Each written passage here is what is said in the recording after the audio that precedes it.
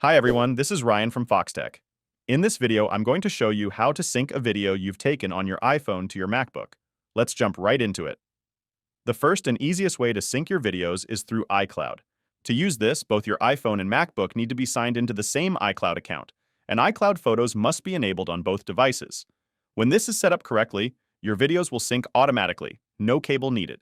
On your iPhone, go to Settings, tap your Apple ID at the top, select iCloud, then Photos, and ensure that iCloud Photos is turned on.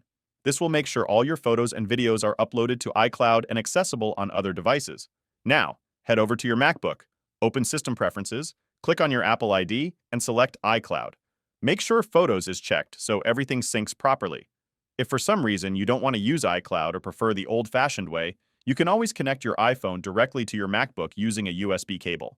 Once connected, unlock your iPhone, and if prompted, trust the MacBook to establish a secure connection. Next, open the Photos app on your MacBook. In the sidebar, you should see your iPhone listed under Devices. Click on it, and all your available media will show up.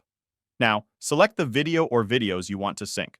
You can either click the Import Selected button for specific items, or if you want to import everything that's new, just choose Import All New Items.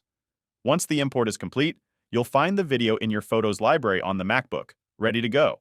Of course, there are other ways to transfer videos and photos, like using AirDrop or even third-party cloud services.